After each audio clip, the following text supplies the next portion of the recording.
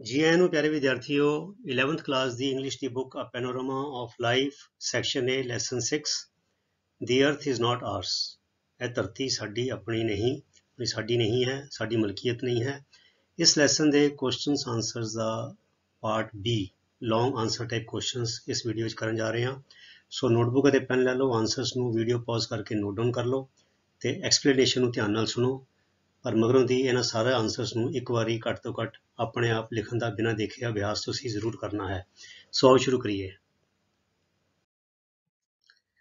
Answer the following questions in 50 to 60 words each. ठीक है, so long answer type questions ने है। Question number 1, what does the author tell us about globalization. Globalization का मतलब विश्वीकरण। Author मैंने लिखारी सानू globalisation बारे, विश्वीकरण, संसारीकरण बारे की दसदा है। सो जवाब इहदा देना है, the author tells us that globalization encapsulates. Encapsulate की जगह तुसीं लिख सकते हो रैप्स अप, WRAPS। जे शब्द औखा लगता है, इनकैप्सुलेट बनना अपने विच समो लेना, मतलब कि सारी गल्लां नूं इनकलूड कर लेना। So globalization encapsulates the changes we are living through now. अर्थात वो सारे बदलाव जिहड़े हैगे ने जिहदे विचों दी असीं इस वेले लंघदे पए हां, वो ग्लोबलाइजेशन उहनूं अपने विच समा लैंदा है। The world is now interconnected. दुनिया हुण एक दूजे नाल जुड़ी हुई है, इंटरकनैक्टेड। फेसबुक है, व्हाट्सएप है, इंटरनेट है, इंस्टाग्राम है, बहुत सारे ऐसे साधन हो गए ने जिथे विच बॉर्डरां दी कोई रोक टोक नहीं। So the world is now interconnected and people and groups, लोक अते ग्रुप्स हैव कम नीयरर। लोक निजी तौर पर भी ते ग्रुप भी एक दूजे दे नेड़े हो गए हैं। While it has increased the dangers of crime, एक पासे भावें इस गल ने खतरे भी वधा दिते ने, खतरे ऑफ क्राइम जिहदे असीं कहने अपराध दे खतरा वध गया, नरकोटिक्स जिन्हों असीं कहने ड्रग्स, नशीले पदार्थ, टैररिज्म, अतवाद, डिजीज़ बीमारी, वैपन्स हथियार, खरीद फरोख्त, इन्हां दा खतरा वध गया है।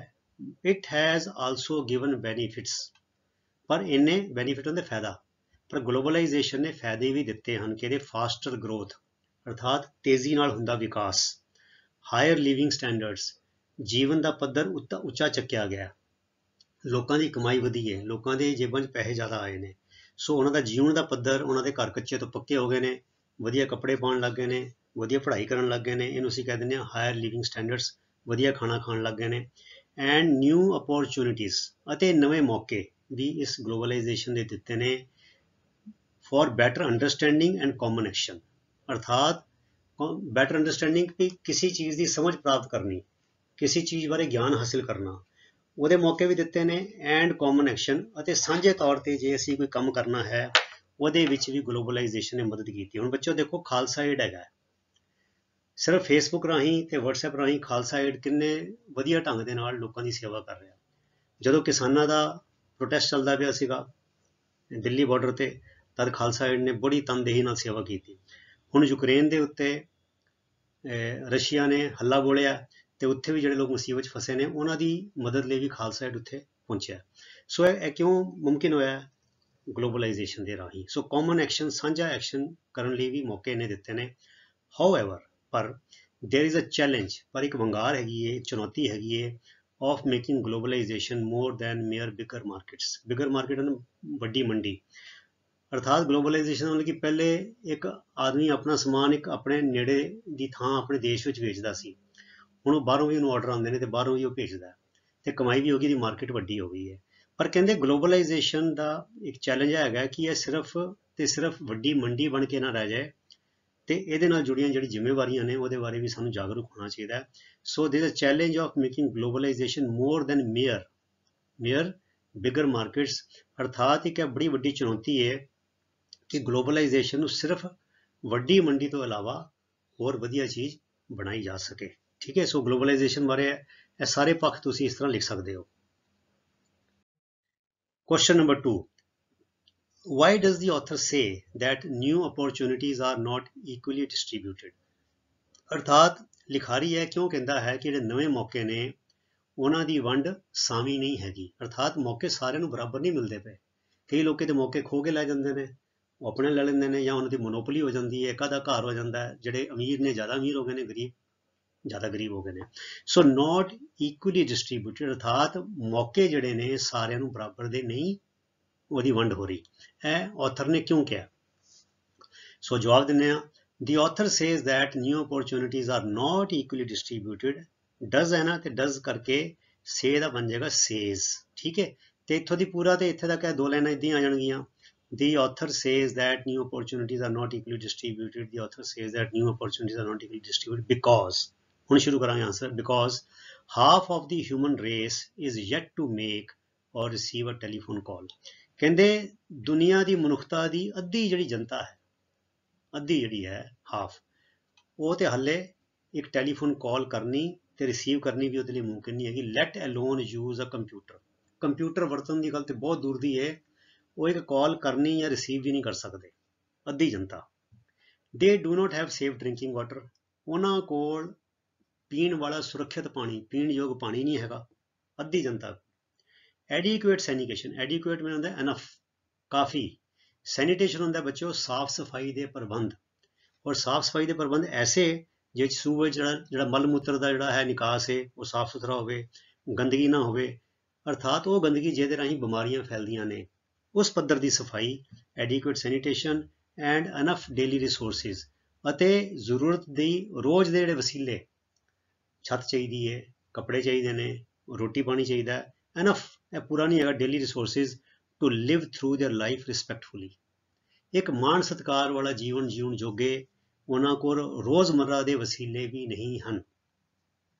ਦਿਸ section of the population is not taking part in globalisation, ਜਿਹੜਾ ਇਹ ਪੋਪੂਲੇਸ਼ਨ ਦਾ ਸੈਕਸ਼ਨ ਹਿੱਸਾ ਹੈ, ਇਹ ਅੱਧਾ ਹਿੱਸਾ ਦੁਨੀਆ ਦੀ ਆਬਾਦੀ ਦਾ, ਅਸੀਂ ਉਹਦੇ ਬਾਰੇ ਨਹੀਂ ਕਹਿ ਸਕਦੇ ਕਿ ਇਹ ਗਲੋਬਲਾਈਜੇਸ਼ਨ ਦਾ ਇਹਨਾਂ ਨੂੰ ਕੋਈ ਫਾਇਦਾ ਹੋਇਆ ਜਾਂ ਉਹ ਇਹਦਾ ਹਿੱਸੇ 'ਚ ਹੈਗੇ ਨੇ।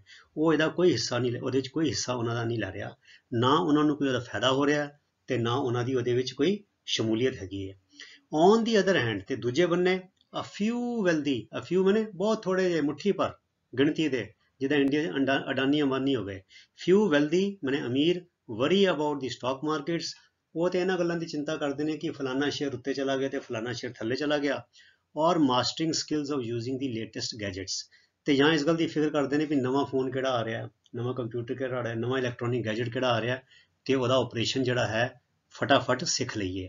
ਸੋ ਇੱਕ ਪਾਸੇ ਪੀਣ ਵਾਲਾ ਪਾਣੀ ਨਹੀਂ, ਖਾਣ ਨੂੰ ਰੋਟੀ ਨਹੀਂ, ਸਿਰ ਤੇ ਛੱਤ ਨਹੀਂ, ਤੇ ਦੂਜੇ ਪਾਸੇ ਇਸੀ ਧਰਤੀ ਤੇ ਆ ਫਿਊ ਬੜੇ ਮੁੱਠੀ ਪਰ ਗਿਣਤੀ ਦੇ ਐਸੇ ਲੋਕ ਨੇ ਜਿਹੜੇ ਇੱਦਾਂ ਦੀਆਂ ਮੌਜਾਂ ਮਾਣਦੇ ਨੇ ਤੇ ਬੜਾ ਫੁਕਰਾਪਨ ਦਿਖਾਉਂਦੇ ਨੇ।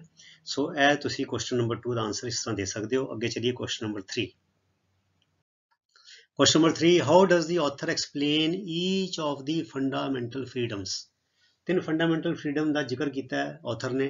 ਕਹਿੰਦੇ ਵੀ ਜਿਹੜਾ ਆਥਰ ਹੈਗਾ, ਲਿਖਾਰੀ ਹੈਗਾ, ਉਹ ਜਿਹੜੀਆਂ ਤਿੰਨ ਬੁਨਿਆਦੀ ਆਜ਼ਾਦੀਆਂ ਹਨ ਉਹਨਾਂ ਬਾਰੇ ਕਿਵੇਂ ਵੇਰਵਾ ਦਿੰਦਾ ਹੈ। ਸੋ ਬੱਚਿਓ ਇਹ ਅਸੀਂ ਹੁਣ ਕਰਦੇ ਹਾਂ। ਦੇਖੋ ਮੈਂ ਸੰਖੇਪ ਤੋਂ ਸੰਖੇਪ ਕਰਨ ਦੀ ਕੋਸ਼ਿਸ਼ ਕੀਤੀ ਹੈ। ਦੀ ਆਥਰ ਐਕਸਪਲੇਨਸ ਦੀ ਫਸਟ ਫਰੀडम, ਜਿਹੜਾ ਲਿਖਾਰੀ ਹੈ ਪਹਿਲੀ ਫਰੀडम ਦਾ ਵੇਰਵਾ ਦਿੰਦਾ। ਪਹਿਲੀ ਫਰੀडम ਕਿਹੜੀ ਹੈ? ਕੌਮਾ ਪਾ ਕੇ, ਫਰੀडम ਫਰੋਮ ਵਾਂਟ। ਵਾਂਟ ਹੁੰਦੀ ਹੈ ਥੁੜ, ਅਰਥਾਤ ਥੁੜ ਤੋਂ ਆਜ਼ਾਦੀ, ਵੀ ਕਿਸੇ ਚੀਜ਼ ਦੀ ਘਾਟ ਤੋਂ ਆਜ਼ਾਦੀ। By saying that over a billion, billion ਕਿੰਨਾ ਹੁੰਦਾ ਬੱਚਿਓ? ਬਿਲੀਅਨ ਹੁੰਦਾ ਹੈ 1000 ਮਿਲੀਅਨ, ਅਰਥਾਤ ਇੱਕ ਦੇ ਨਾਲ 9 ਸਿਫਰ, ਅਰਥਾਤ 7 ਸਿਫਰਾਂ ਦਾ ਕਰੋੜ ਬਣਦਾ ਹੈ। ਤੇ ਜੇ ਅਸੀਂ 9 ਚੋਂ 7 ਘਟਾ 2 ਰਹਿ ਗਈਆਂ ਤੇ 100 ਕਰੋੜ।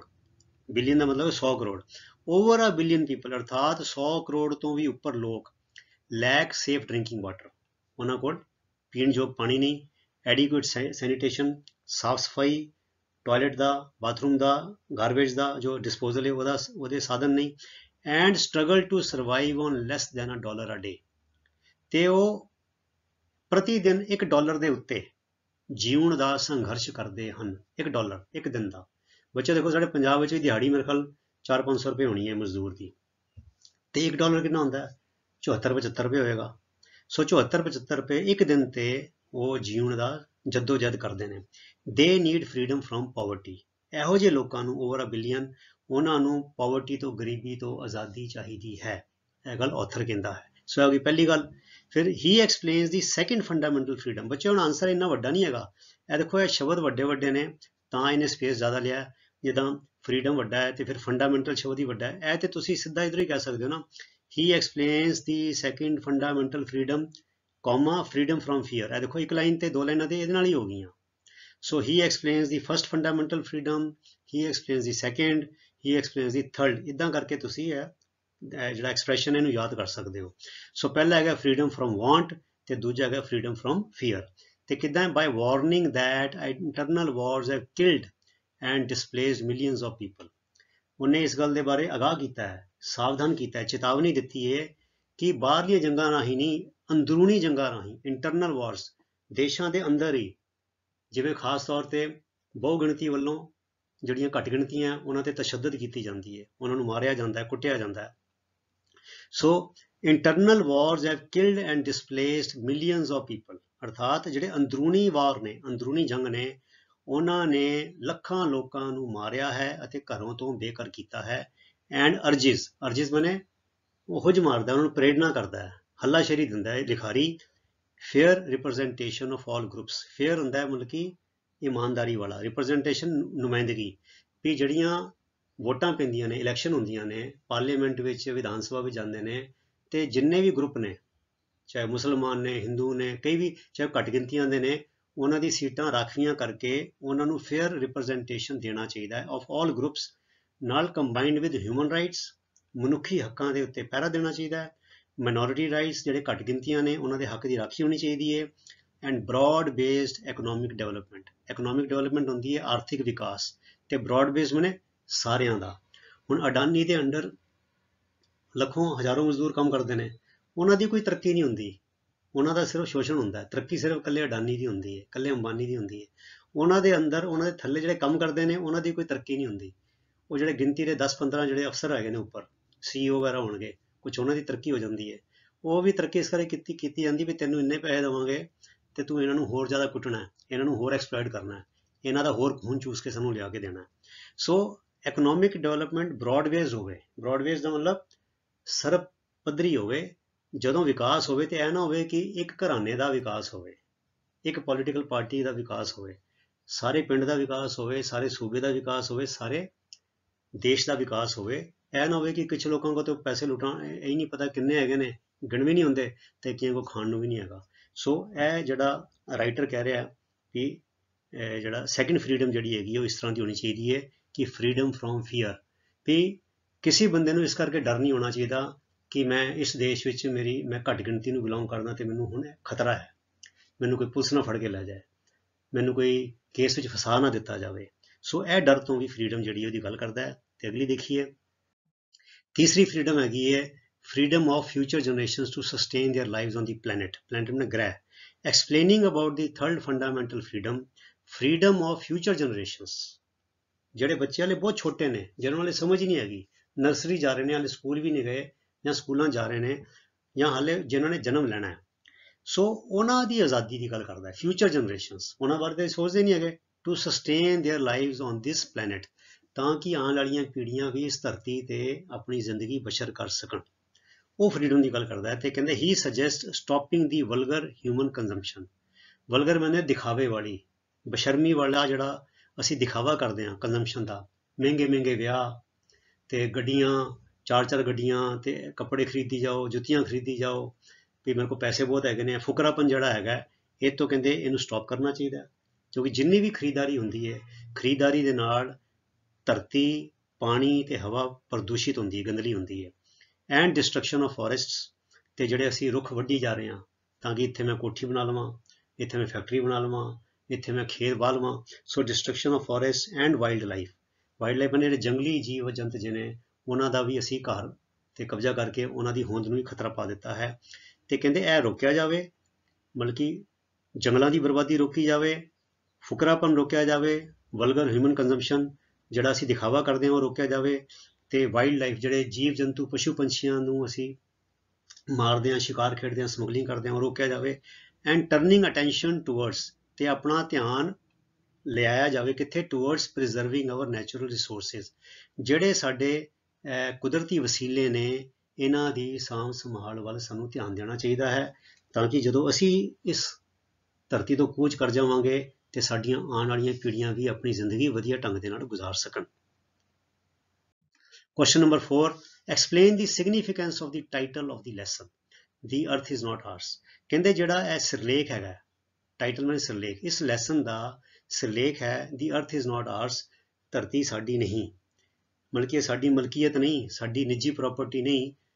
ਇਸ ਸਿਰਲੇਖ ਦਾ ਕੀ ਮਹੱਤਤਾ ਹੈ, ਠੀਕ ਹੈ। ਆਓ ਦੇਖੀਏ। The significance of the title is thought provoking, ਅਰਥਾਤ ਜਿਹੜਾ ਇਸ ਟਾਈਟਲ ਹੈਗਾ, ਸਿਰਲੇਖ ਹੈਗਾ, ਇਹ ਸਾਨੂੰ ਸੋਚਣ ਤੇ ਮਜਬੂਰ ਕਰਨ ਵਾਲਾ ਹੈ। It reminds us, ਇਹ ਸਾਨੂੰ ਯਾਦ ਕਰਾਉਂਦਾ ਹੈ that we do not own the planet, ਕਿ ਅਸੀਂ ਇਸ ਪਲੈਨਟ ਦੇ ਗ੍ਰਹਿ ਦੇ ਮਾਲਿਕ ਨਹੀਂ ਹੈਗੇ। And we are mere guests on the earth, ਤੇ ਅਸੀਂ ਤੇ ਸਿਰਫ ਧਰਤੀ ਉੱਤੇ ਪ੍ਰਾਹੁਣੇ ਹੀ ਹੈਗੇ ਹਾਂ। ਗੁਰਬਾਣੀ ਵਿੱਚ ਵੀ ਸਾਨੂੰ ਗੁਰੂ ਸਾਹਿਬ ਨੇ ਇਹੀ ਸਮਝਾਇਆ। ਕਹਿੰਦੇ 4 ਦਿਵਸ ਕੇ ਪਾਹੁਨ ਤੁਮ ਆਏ, ਬਹੁਤ ਯੁਗ ਆਸ ਬੰਧਾਏ। ਕਹਿੰਦੇ ਭਾਈ ਤੂੰ ਤੇ 4 ਦਿਨਾਂ ਦਾ ਪ੍ਰਾਹੁਣਾ ਹੈਗਾ, ਤੇ ਸਕੀਮਾਂ ਤੋਂ ਇੱਦਾਂ ਘੜੀਆਂ ਹੋਈਆਂ ਵੀ ਜਦੋਂ ਤੂੰ ਪਤਾ ਨਹੀਂ ਕਿੰਨੇ ਯੁਗਾਂ ਤੱਕ ਇੱਥੇ ਜੀਣਾ। ਸੋ ਤੇਰੀ ਜਿਹੜੀ ਜ਼ਿੰਦਗੀ ਹੈ ਥੋੜ੍ਹੀ ਚਿਰ ਹੀ ਹੈਗੀ ਹੈ। ਸੋ ਨਾਮ ਜਪ, ਕਿਰਤ ਕਰ ਤੇ ਵੰਡ ਕੇ ਛਕ, ਤੇ ਚੰਗੇ ਗੁਣ ਅਪਣਾ, ਇਹ ਤ੍ਰਿਸ਼ਨਾ ਦੇ ਰੋਗ ਤੋਂ ਬਚ, ਤੇ ਜ਼ੁਲਮ ਕਰਨਾ ਛੱਡ, ਵਿਤਕਰਾ ਕਰਨਾ ਛੱਡ। ਤੂੰ ਪ੍ਰਾਹੁਣਾ ਹੈਗਾ ਤੇ ਪ੍ਰਾਹੁਣੇ ਵਾਂਗੂ ਰਹਿ, ਤੇ ਜਿਹੜੀ ਇਹ ਧਰਤੀ ਹੈ, ਪਾਣੀ ਹੈ ਤੇ ਹਵਾ ਹੈ, ਇਹਨੂੰ ਪ੍ਰਦੂਸ਼ਿਤ ਨਾ ਕਰ। ਸੋ ਮੇਅਰ ਗੈਸਟ ਔਨ ਦੀ ਅਰਥ, ਅਸੀਂ ਸਿਰਫ ਇੱਥੇ ਪ੍ਰਾਹੁਣੇ ਹਾਂ। ਲਾਈਕ ਗੁੱਡ ਗੈਸਟ, ਤੇ ਚੰਗੇ ਪ੍ਰਾਹੁਣਿਆਂ ਵਾਂਗੂ ਵੀ ਮਸਟ ਕੰਡਕਟ ਆਵਰ ਸੈਲਸ ਰਿਸਪੌਂਸਿਬਲੀ। ਜਿਹਦਾ ਚੰਗਾ ਪ੍ਰਾਹੁਣਾ ਹੁੰਦਾ ਬੱਚਿਓ, ਹੁਣ ਪ੍ਰਾਹੁਣਾ ਕਿਸੇ ਦੇ ਘਰ ਜਾਵੇ ਤੇ ਉਹ ਬੜਾ, ਉਹਨੂੰ ਪਤਾ ਉਹ ਸਾਊ ਬਣ ਕੇ ਰਹਿੰਦਾ ਹੈ ਕਿ ਮੈਨੂੰ ਬੜਾ ਚੱਜ ਚਾਰ ਹੈਗਾ। ਉਹ ਸਮੇਂ ਨਾਲ ਉੱਠਦਾ ਹੈ, ਬਾਥਰੂਮ ਗੰਦਾ ਨਹੀਂ ਕਰਦਾ, ਸਵੇਰੇ ਉੱਠਦਾ ਤੇ ਬਿਸਤਰੇ ਨੂੰ ਇਕੱਠਾ ਕਰ ਦਿੰਦਾ ਹੈ, ਹੋਰ ਗੰਦ ਨਹੀਂ ਪਾਉਂਦਾ, ਉੱਚੀ ਉੱਚੀ ਨਹੀਂ ਬੋਲਦਾ, ਹੈ ਨਾ। ਬਹੁਤ ਸਾਰੀਆਂ ਗੱਲਾਂ ਮਤਲਬ ਕਿ ਉਹ ਇੱਦਾਂ ਦੀ ਖਿਆਲ ਕਰਦਾ ਹੈ ਕਿ ਮੈਂ ਇੱਥੇ ਆਪਣਾ ਜਲੂਸ ਨਾ ਕਢਾ ਲਵਾਂ ਕਿਤੇ। ਸੋ ਵੀ ਮਸਟ ਕੰਡਕਟ ਆਵਰ ਸੈਲਸ ਰਿਸਪੌਂਸਿਬਲੀ, ਅਰਥਾਤ ਸਾਨੂੰ ਆਪਣਾ ਜਿਹੜਾ ਵਿਹਾਰ ਹੈਗਾ ਉਹ ਜ਼ਿੰਮੇਵਾਰੀ ਵਾਲਾ ਰੱਖਣਾ ਚਾਹੀਦਾ ਹੈ, ਕਿਉਂਕਿ ਅਸੀਂ ਇਸ ਧਰਤੀ ਤੇ ਰੱਬ ਦੇ ਭੇਜੇ ਪ੍ਰਾਹੁਣੇ ਹਾਂ। ਐਂਡ ਰਿਮੈਂਬਰ ਦੈਟ, ਅਤੇ ਯਾਦ ਰੱਖੀਏ that mother earth is a treasure we hold in trust for our coming generations. ਤੇ ਸਾਨੂੰ ਚੇਤਾ ਰੱਖਣਾ ਚਾਹੀਦਾ ਹੈ ਕਿ ਜਿਹੜੀ ਧਰਤੀ ਮਾਂ ਹੈਗੀ ਹੈ, ਜਿਹਦੇ ਬਾਰੇ ਗੁਰੂ ਸਾਹਿਬ ਨੇ ਕਿਹਾ ਪਵਨ ਗੁਰੂ ਪਾਣੀ ਪਿਤਾ ਮਾਤਾ ਧਰਤ ਮਹਤ। ਸੋ ਇਸ ਧਰਤੀ ਮਾਂ ਇਹ ਸਾਡੇ ਕੋਲ ਖਜ਼ਾਨਾ ਹੈ, which we hold in trust for our coming generations, ਜਿਹੜੀ ਜ਼ਿੰਮੇਵਾਰੀ ਸਾਡੇ ਕੋਲ ਹੈ ਇਹਨੂੰ ਸਾਂਭ ਸੰਭਾਲ ਕਰਨ ਦੀ, ਤਾਂ ਕਿ ਸਾਡੀ ਆਉਣ ਵਾਲੀਆਂ ਪੀੜ੍ਹੀਆਂ ਇਹਨੂੰ ਵਰਤ ਸਕਣ। We need to stop plundering their rights and resources. ਸਾਨੂੰ ਹੁਣ ਇਸ ਗੱਲ ਦੀ ਲੋੜ ਹੈ ਕਿ ਅਸੀਂ ਜਿਹੜੀਆਂ ਆਉਣ ਵਾਲੀ ਪੀੜ੍ਹੀਆਂ ਦੇ ਉਹਨਾਂ ਦੇ ਹੱਕ ਤੇ ਉਹਨਾਂ ਦੇ ਜਿਹੜੇ ਵਸੀਲੇ ਨੇ, ਉਹਨਾਂ ਦੇ ਡਾਕਾ ਮਾਰਨਾ, ਉਹਨਾਂ ਨੂੰ ਲੁੱਟਣਾ ਬੰਦ ਕਰੀਏ। ਵੀ ਮਸਟ ਚੈੱਕ ਇਨਵਾਇਰਨਮੈਂਟਲ ਡੈਮੇਜ, ਤੇ ਸਾਨੂੰ ਜਿਹੜੀ ਹੈ ਵਾਤਾਵਰਨ ਦਾ ਜਿਹੜਾ ਨੁਕਸਾਨ ਕਰਦੇ ਪਏ ਆ ਇਹਨੂੰ ਰੋਕਣਾ ਚਾਹੀਦਾ ਹੈ। ਰਿਡਿਊਸ ਹਿਊਮਨ ਕੰਜ਼ੰਪਸ਼ਨ, ਜਿਹੜੀ ਸਾਡੀ ਖਪਤ ਹੈਗੀ ਹੈ, ਇਹ ਸ਼ਾਪਿੰਗ ਕਰਨ ਦੀ ਸਾਨੂੰ ਜਿਹੜਾ ਰੋਗ ਲੱਗ ਗਿਆ ਕਿ ਮੈਂ ਘਰ ਵਿੱਚ ਇਹ ਵੀ ਰੱਖ ਲਵਾਂ, ਇਹ ਵੀ ਰੱਖ ਲਵਾਂ, ਮੈਂ ਇੰਨੀਆਂ ਗੱਡੀਆਂ ਲੈ ਲਵਾਂ, ਮੈਂ ਇੰਨੀਆਂ ਸ਼ਰਟਾਂ ਲੈ ਲਵਾਂ, ਇੰਨੀਆਂ ਜੁੱਤੀਆਂ ਲੈ ਲਵਾਂ, ਇਹ ਜਿਹੜੀ ਇਹਨੂੰ ਰਿਡਿਊਸ ਕਰਨਾ ਚਾਹੀਦਾ ਹੈ।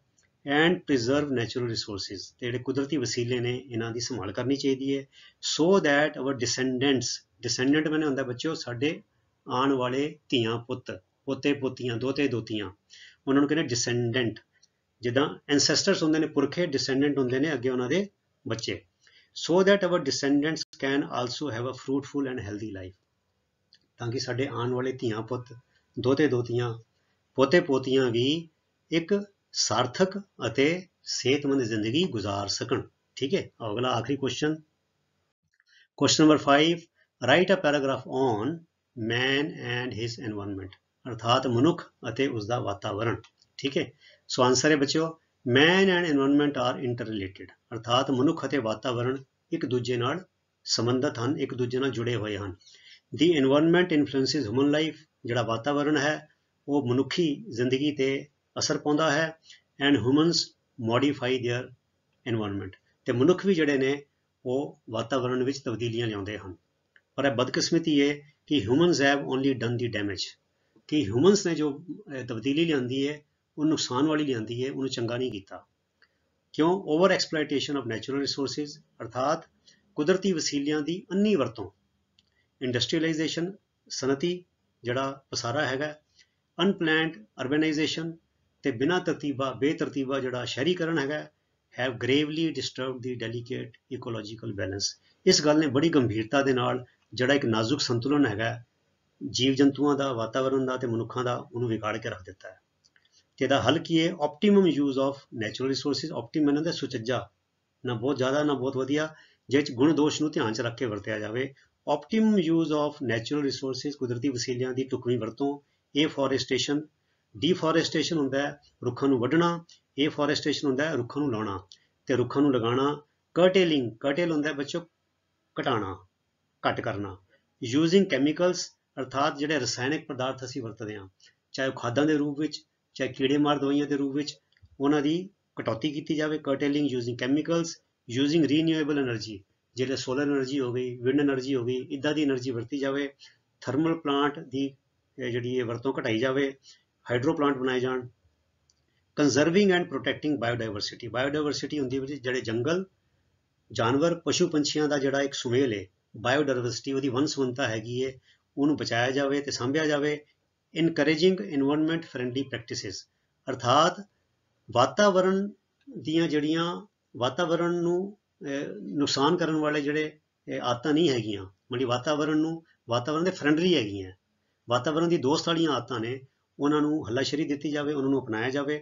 ਜਿਵੇਂ ਇਲੈਕਟ੍ਰੀਕਲ ਵਹੀਕਲ ਹੈ, ਸਾਈਕਲ ਦੀ ਵਰਤੋਂ ਕਰਨੀ, ਪੈਦਲ ਤੁਰਨਾ, ਮਤਲਬ ਕਿ ਬੇਤਹਾਸ਼ਾ ਬਿਨਾਂ, ਕਈ ਵਾਰ ਬੰਦੇ ਦੇਖਦੇ ਆ, ਮੈਂ ਦੇਖਿਆ ਕਿ ਅੱਧਾ ਕਿਲੋਮੀਟਰ ਤੱਕ ਵੀ ਜਾਣਾ ਹੁੰਦਾ ਤੇ ਕਾਰ ਕੱਢ ਲੈਂਦੇ ਨੇ, ਜਾਂ 4 ਕਦਮ ਜਾਣਾ ਹੁੰਦਾ ਸਕੂਟਰ ਕੱਢ ਲੈਂਦੇ ਨੇ। ਭਾਈ ਉਹਦੇ ਨਾਲ ਪ੍ਰਦੂਸ਼ਣ ਫੈਲਦਾ ਹੈ। ਜੇ ਅਸੀਂ ਪੈਦਲ ਤੁਰਾਂਗੇ ਸਾਡਾ ਪੈਟਰੋਲ ਦੀ ਬਚਤ ਹੋਏਗੀ ਤੇ ਸਾਡੀ ਵਰਜਿਸ਼ ਵੀ ਹੋ ਜਾਏਗੀ। ਸੋ ਇਹਨੂੰ ਅਸੀਂ ਕਹਿੰਦੇ ਹਾਂ ਇਨਵਾਇਰਨਮੈਂਟਲ ਫਰੈਂਡਲੀ ਪ੍ਰੈਕਟਿਸਿਸ। ਬਿਜਲੀ ਦੀ ਵਰਤੋਂ ਢੰਗ ਨਾਲ ਕੀਤੀ ਜਾਵੇ, ਘਰ ਬਣਾਉਣ ਲੱਗੇ ਪਲੈਨਿੰਗ ਕੀਤੀ ਜਾਵੇ ਤਾਂ ਕਿ ਦਿਨ ਦੇ ਵੇਲੇ ਖਿੜਕੀਆਂ ਰਾਹੀਂ ਪੂਰੀ ਰੋਸ਼ਨੀ ਆ ਜਾਏ ਤੇ ਤੁਹਾਨੂੰ ਬੱਤੀਆਂ ਜਗਾਉਣੀਆਂ ਪੈਣ।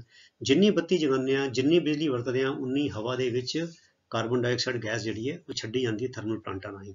ਸੋ ਇਹ ਸਾਰੀ ਗੱਲਾਂ ਨੂੰ ਵਰਤਿਆ ਜਾਵੇ। And public awareness, public awareness ਮੈਨੂੰ ਹੁੰਦਾ ਜਨਤਕ ਜਾਗਰੂਕਤਾ, ਲੋਕਾਂ ਦੇ ਵਿੱਚ ਜਾਗਰੂਕਤਾ ਵਧਾਈ ਜਾਵੇ ਤੇ ਕੈਨ ਰਿਵਰਸ ਦਾ ਟ੍ਰੈਂਡ ਮਾਨੇ ਇਹ ਜੋ ਦੌਰ ਹੈ ਪੁੱਠਾ ਗਲਤ ਪਾਸੇ ਵਾਲਾ, ਇਹਨੂੰ ਮੋੜਾ ਦੇ ਸਕਦਾ ਰਿਵਰਸ।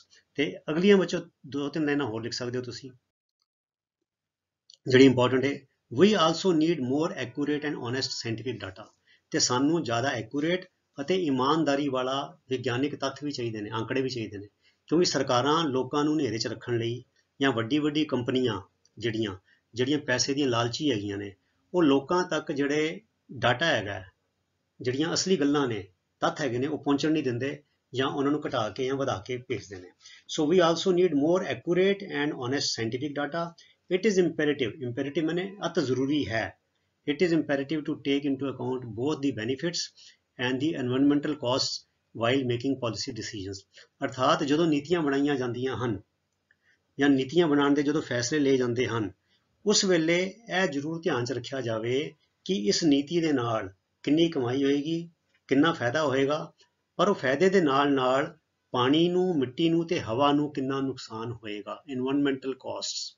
ਇਸ ਗੱਲ ਨੂੰ ਧਿਆਨ 'ਚ ਰੱਖ ਕੇ, ਗੁਣ ਦੋਸ਼ ਨੂੰ ਧਿਆਨ 'ਚ ਰੱਖ ਕੇ ਫਿਰ ਜਿਹੜੀਆਂ ਨੀਤੀਆਂ ਨੇ ਬਣਾਉਣੀਆਂ ਚਾਹੀਦੀਆਂ ਨੇ ਤੇ ਅਪਣਾਉਣੀਆਂ ਚਾਹੀਦੀਆਂ ਨੇ। ਸੋ ਬਹੁਤ ਹੀ ਵਧੀਆ ਬੱਚਿਓ ਇਹ ਚੈਪਟਰ ਸੀਗਾ ਤੇ ਕੁਐਸਚਨ ਆਨਸਰ ਵੀ ਬੜੇ ਵਧੀਆ ਸੀਗੇ, ਇਹਦੇ ਥੋੜੇ ਡੂੰਘੇ ਸੀਗੇ, ਪਰ ਤੁਹਾਡੀ 11th ਕਲਾਸ ਹੈ, ਵੱਡੀ ਕਲਾਸ ਹੈ, ਇਹ ਸਾਰੇ ਜਿਹੜੇ ਆਨਸਰਸ ਨੂੰ ਚੰਗੀ ਤਰ੍ਹਾਂ ਤੁਸੀਂ ਨੋਟ ਕਰ ਲਓ ਤੇ ਮੈਨੂੰ ਯਕੀਨ ਹੈ ਕਿ ਅੱਗੇ ਵੀ ਤੁਹਾਡੇ ਕਿਤੇ ਨਾ ਕਿਤੇ ਇਹ ਜਿਹੜੀ ਚੀਜ਼ਾਂ ਨੇ ਤੁਹਾਡੇ ਕੰਮ ਆਉਣਗੀਆਂ ਤੇ ਇਹਨਾਂ ਗੱਲਾਂ ਨੂੰ ਜੀਵਨ ਵਿੱਚ ਤੁਸੀਂ ਅਪਣਾ ਵੀ ਲੈਣਾ।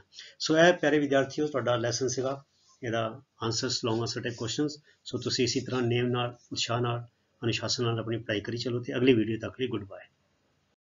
ਤੁਹਾਡਾ ਸਾਰਿਆਂ ਦਾ ਬਹੁਤ ਬਹੁਤ ਧੰਨਵਾਦ। ਰੱਬ ਰਾਖਾ। Thank you very much.